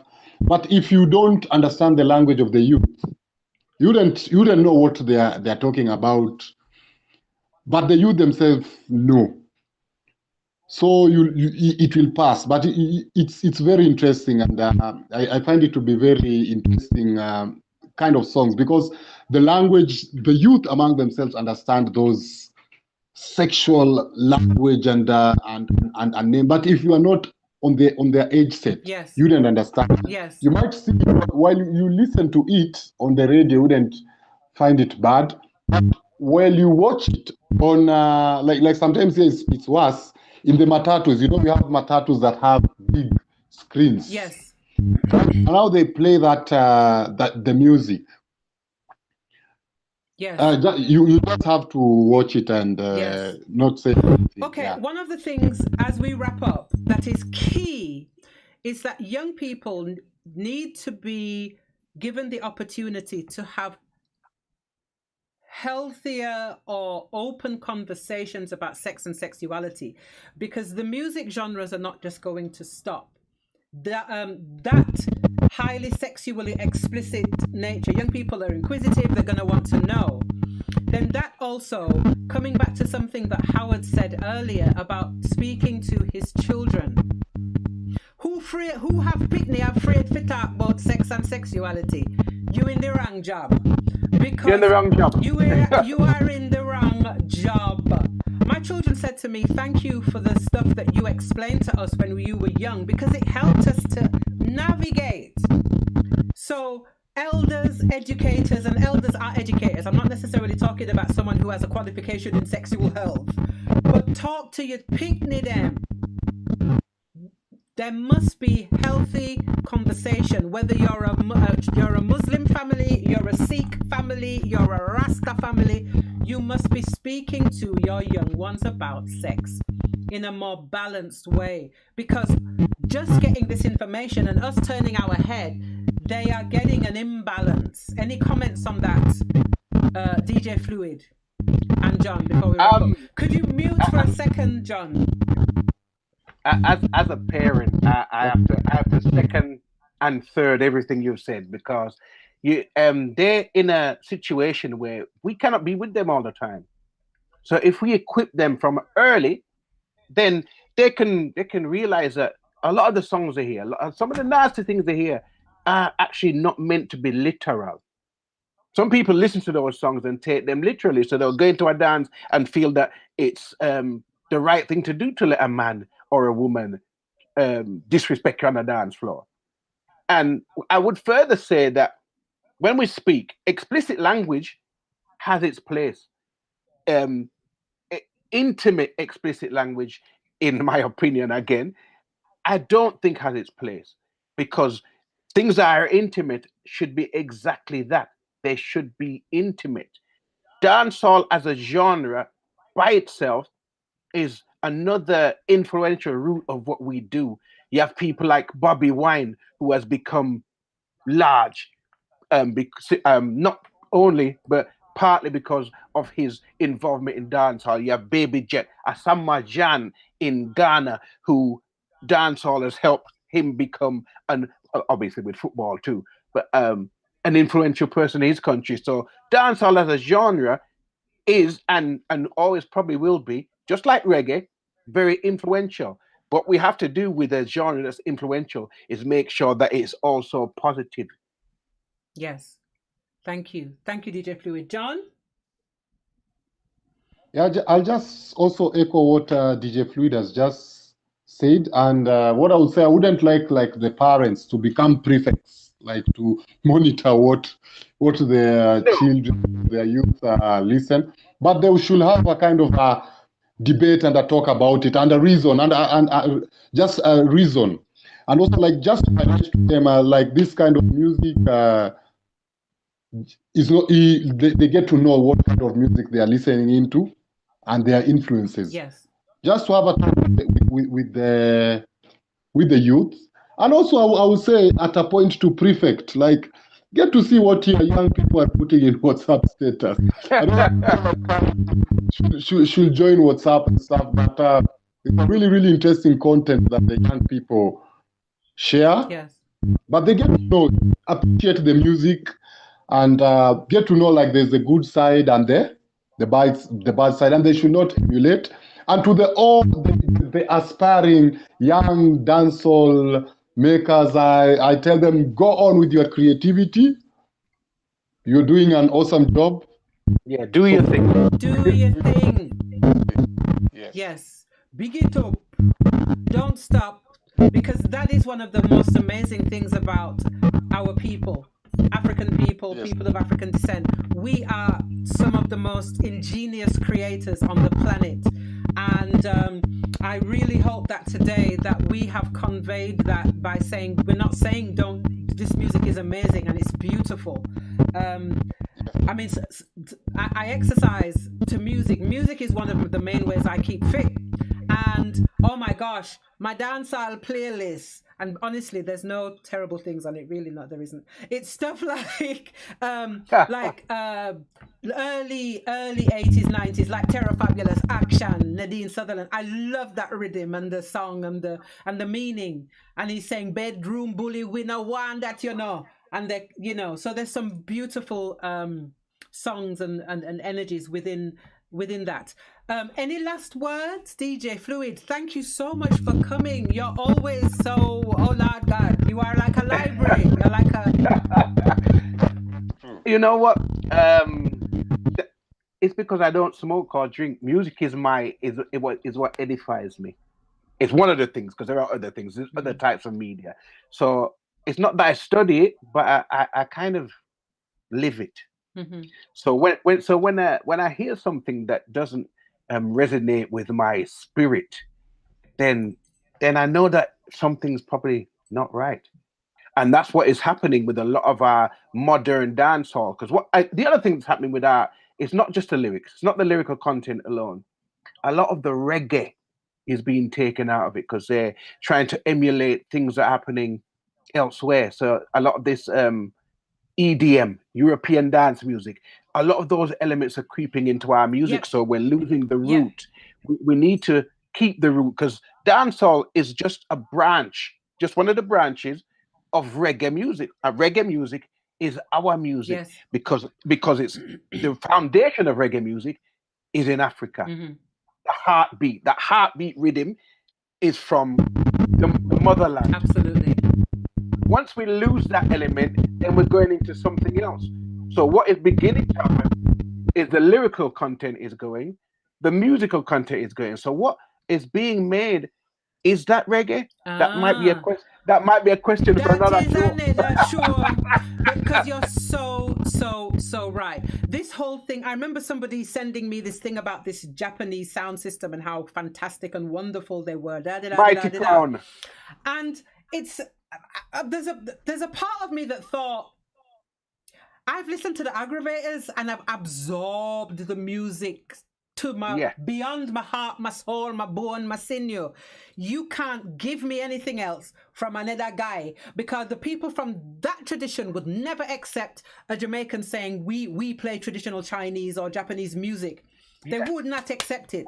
And I don't care who I listen and who says, oh, Musufing, but that's what I believe. We are the custodians, the creators of that music. And that is definitely a show we're going to come back to. Oh, you know what we never touched on? Go on. Fire King. Oh, gosh. What's name? Fantan Moja. Fantan Moja. Wop, wop, wop. We never touched on that. We have to bring that up. What were your thoughts? How can a man, because the thing is, right, Bubba is held in almost a higher echelon of the Rasta community. Prince Emmanuel, yes. Yeah, so to hear a Bubba talk about the girl them love the Fire King and them wap, wap, wap, I'm thinking, no, that's wrong. And did you see the video? I watched it for a short period. I saw the video. I thought, what is? What happened to when I recognize early days, Mama hungry? He was. I don't know. Seemed like the brother was hungry for something else. John, did you hear about that? No, I'm hearing it from you now, but I will react. I would say the influence of the dancehall got the Bobo Rasta. Yes, it got him. Yeah, it got him. Ooh, that was a surprise. So yes, I meant to mention that as we close. But thank you everybody for tuning in. Parents, anybody who has anything to do with young people, be responsible, listen to them, help them to talk and to ask questions, to educate themselves, signpost them. There are lots of fantastic books and resources that you can also give to young people to help them to navigate sex, sexuality, etc. Don't be afraid. If you've got children, you have no excuse. So being shy and being scared, give them an opportunity to balance this whole sin thing. Okay? So, yeah. Last words. Thank you very much. Thank you very much for the invite, my brother and my sister. Thank you, My sister and my DJ brother, Fluid. my people. Thank you. You. And whenever you call, if I can be there, I will be there. We will keep you updated. Thank you so much for your beautiful, insightful content, DJ Fluid. Bless you. John, my little brother. Thank you for all the panelists for today and talking on the issue. It's really fun, and I know it has made the viewers and the audience to reason just as the topic of our brand Reggae Rasta Reasoning. Yes. And I think it's great, and happy as always to have you, DJ Fluid, again. We are going to make you a resident. Yes. Oh, yes. DJ in residence. Yes, I am.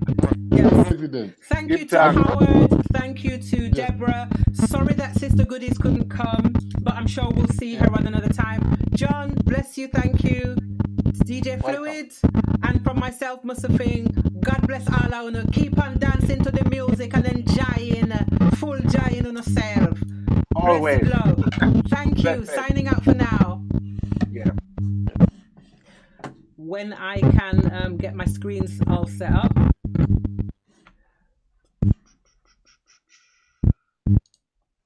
Thank you. I'm gonna go